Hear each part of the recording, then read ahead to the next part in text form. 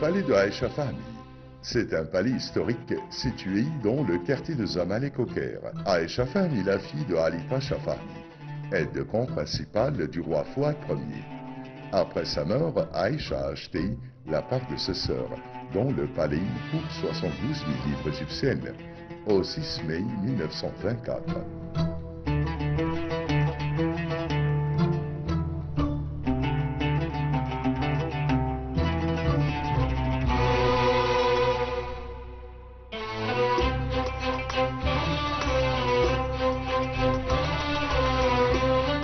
Madame Aïcha Fahmi a épousé l'artiste Youssef Wahbi, aujourd'hui décédé, et ils ont vécu ensemble dans le palais pendant 6 ans. Elle est mourue en 1962.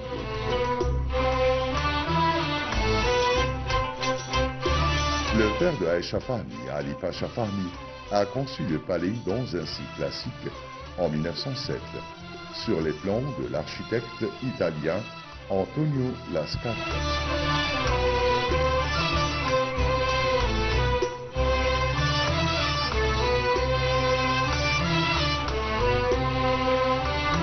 Les pièces du palais sont ornées de panneaux de soie et de lin, ainsi que des motifs européens sur les murs latéraux.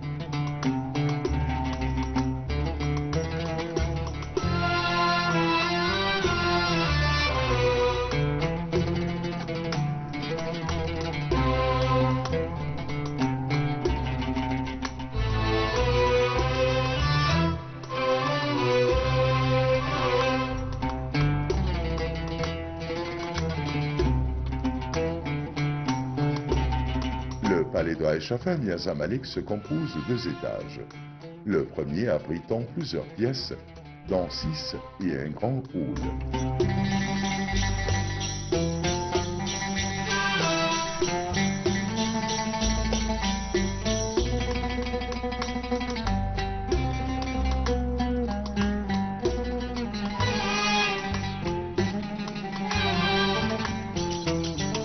Le palais fut rattaché à l'autorité des Beaux-Arts en 1975. Youssef Sebaï, ancien ministre de la Culture, rattacha le palais à l'autorité des Arts et des Lettres et à l'actuel secteur des Beaux-Arts.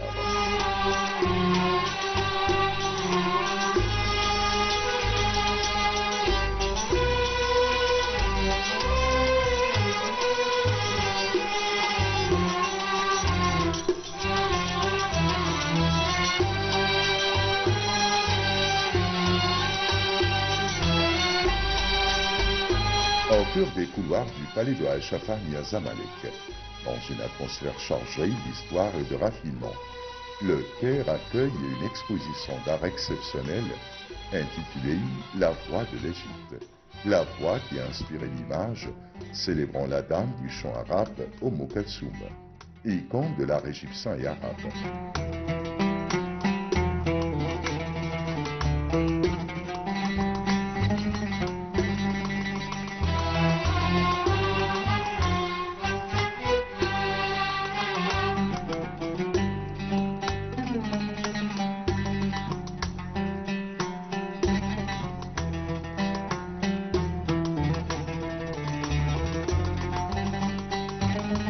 L'exposition ne présente pas un récit traditionnel de la vie de l'étoile de l'Orient, mais propose plutôt une expérience artistique visuelle, mettant en scène des dizaines d'artistes plasticiens qui ont remodelé l'image d'Oum Kalsoum à travers des œuvres sculpturales et artistiques inspirées par sa voix et son influence culturelle.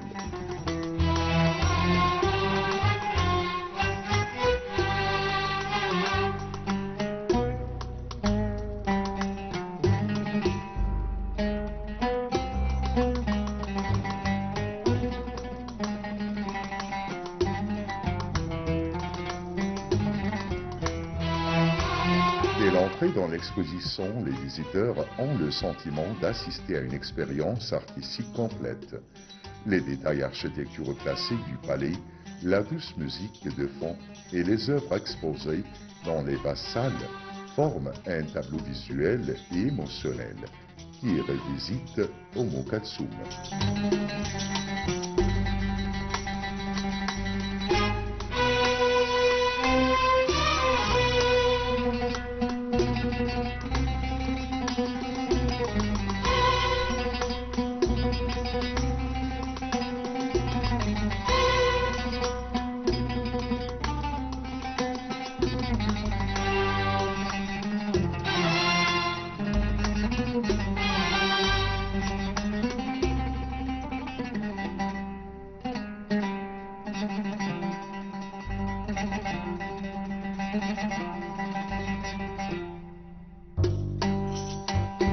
L'exposition comprend 29 œuvres diverses, dont les peintures, des sculptures et des installations présentées par des artistes de différentes générations, chacune exprimant sa propre vision de la personnalité d'Oumou Kalsoum. Ce qui est frappant, c'est que ces visions ne se limitent pas au seul aspect lyrique, mais s'étendent également à des dimensions symboliques et culturelles, faisant de sa voix le prolongement d'une identité égyptienne profondément ancrée.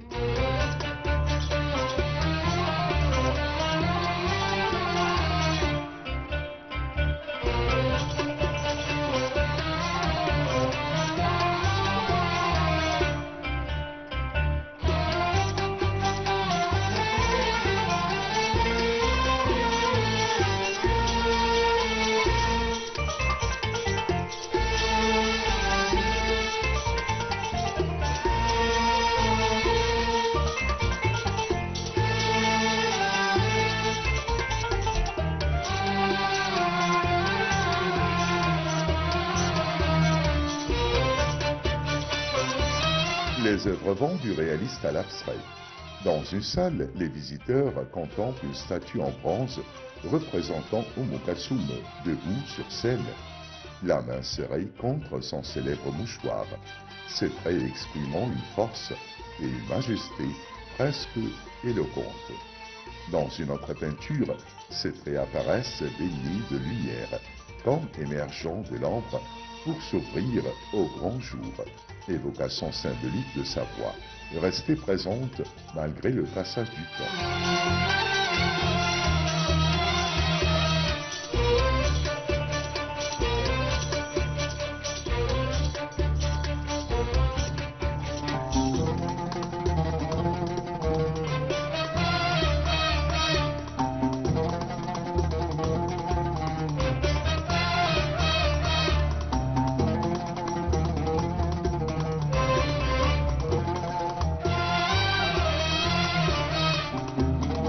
Certains artistes ont vu de sa voix des racines profondément ancrées dans la terre, l'exprimant comme un arbre massif, d'où naissent chants, résistance et identité. D'autres ont incarné sa voix comme une pulsation visuelle émouvante, utilisant la calligraphie arabe, la lumière et les éléments géométriques pour créer des peintures alliant l'image et le son.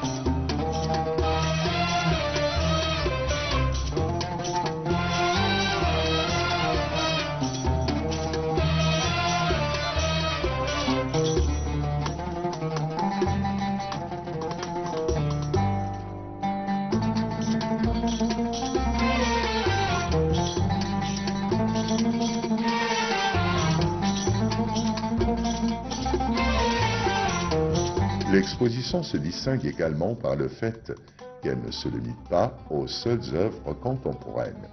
Elle comprend également un espace dédié à une collection d'objets originaux d'Oumou Kalsoum, empruntés à son musée d'El Maniab. Une collection comprend des robes qu'elle portait lors des concerts célèbres, ses lunettes, ses chaussures, des lettres du président égyptien Gamal Abdel Nasser, et même ses mouchoirs en soie, ainsi qu'une collection de timbres à son effigie. Ces pièces témoignent de monuments clés de sa vie, permettant aux visiteurs de se sentir plus proches d'elle que jamais.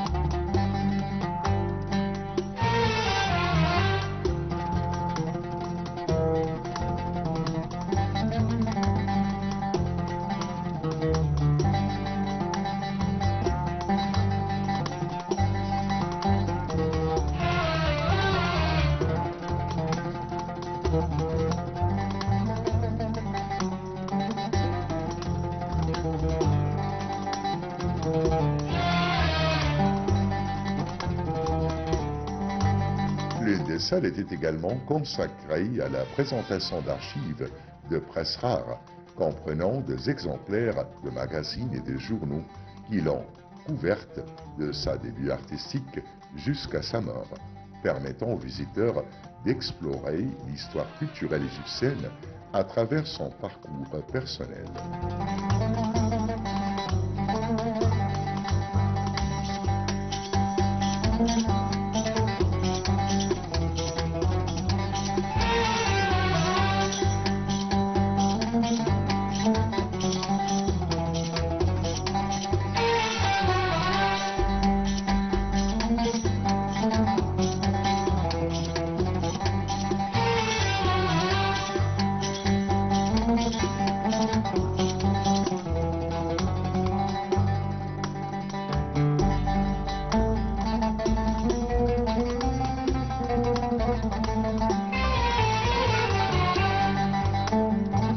Dans le cadre de l'exposition qui s'engage à offrir une expérience complète, alliant visuel et écrit, le critique et journaliste Saïd Mahmoud a participé à l'exposition et présenté un recueil de ses livres personnels sur Kulthum.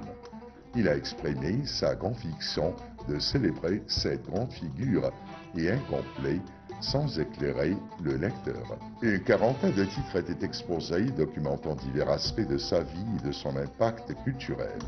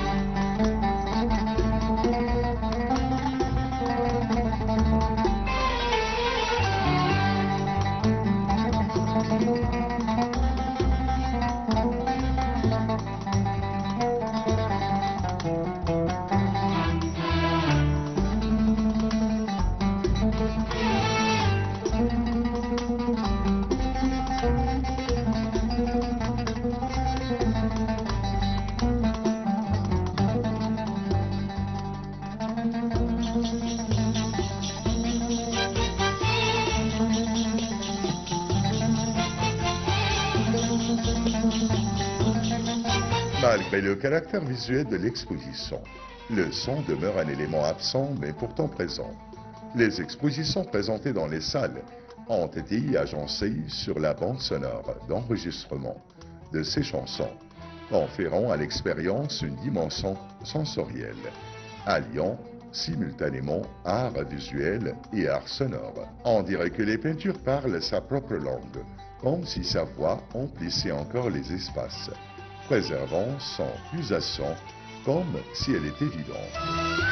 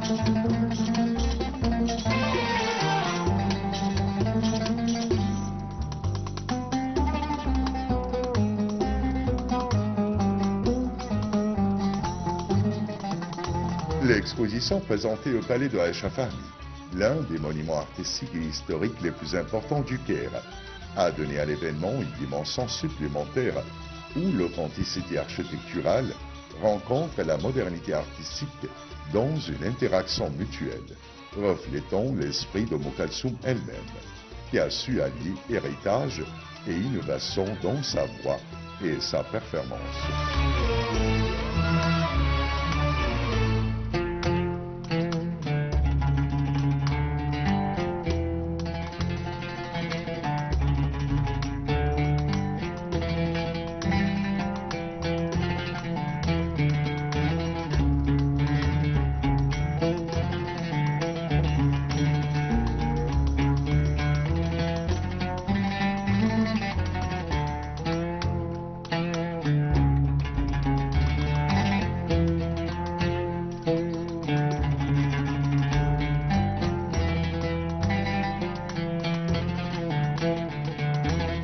Dans l'exposition Voix de l'Égypte, on ne se contente pas de voir Kalsoum, on l'entend, on la ressent et on contemple sa signification symbolique dans la conscience des peuples égyptiens et arabes. Cette exposition transcende la notion de documentation et devient un espace de liberté pour redécouvrir la dame à travers le regard des artistes et le cœur du public.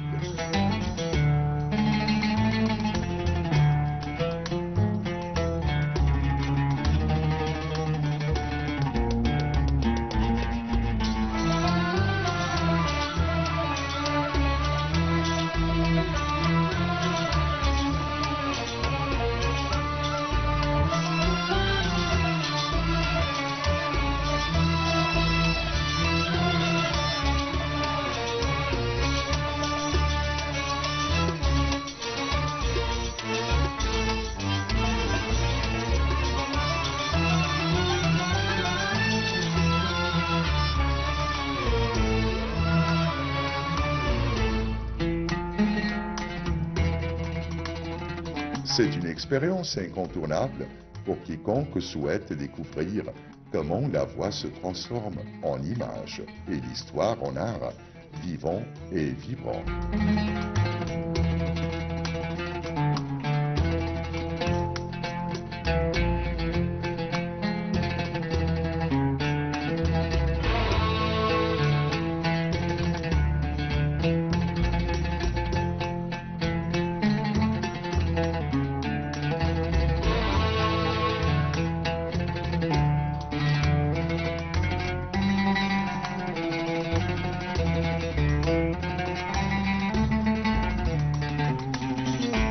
Kalsoum n'était pas seulement une grande chanteuse ou une interprète de renommée.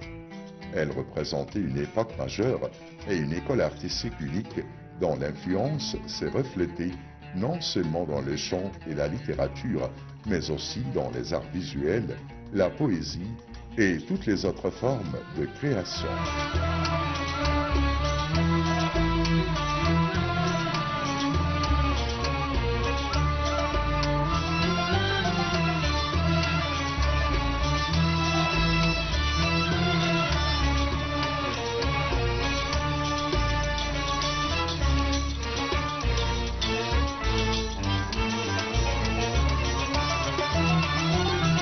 Kalsoum, par son son artistique et esthétique, a influencé des générations successives et a contribué à façonner le goût général des Égyptiens et des Arabes. Nous assistons aujourd'hui à un moment merveilleux, réunissant des publics de tout âge et de toute génération, y compris ceux qui n'ont pas vécu à l'époque de l'étoile de l'Orient, mais qui ont été ravis de découvrir son histoire et ses biens.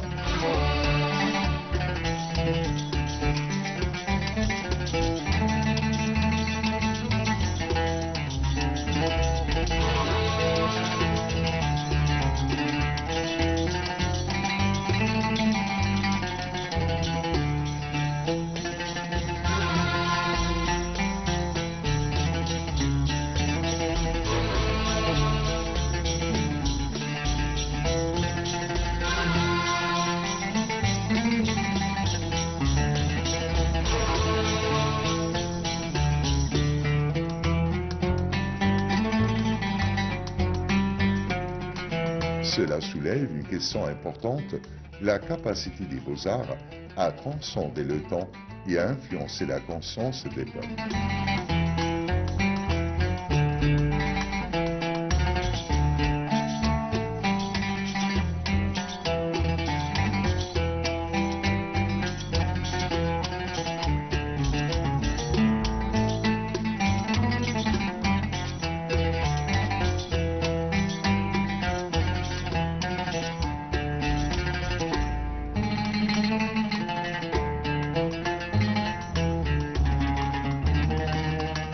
L'exposition offre une riche expérience artistique et documentaire, retraçant la carrière de la chanteuse du peuple à travers une vision visuelle intégrée, alliant beaux-arts, mémoire lyrique et documents historiques.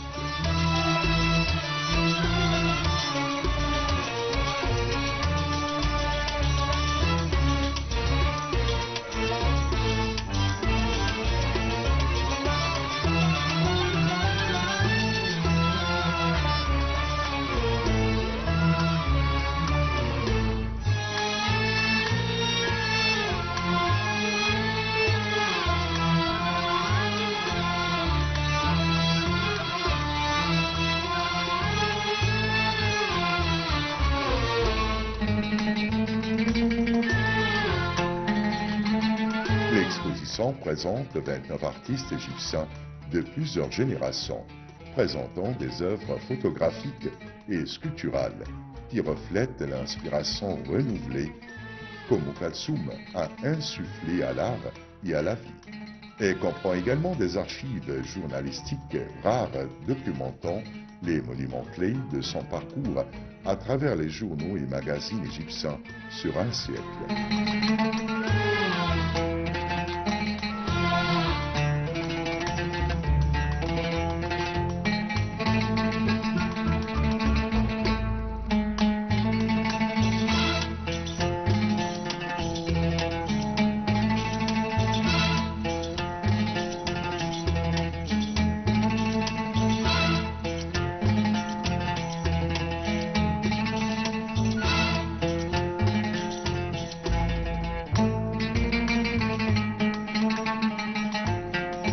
En combinant beaux-arts, objets originaux et mémoire journalistique, La Voix de l'Égypte offre aux visiteurs un voyage visuel et émotionnel qui révèle les traits de la dame du chant arabe, dont la voix restée présente dans le cœur des Égyptiens et des Arabes pendant des décennies.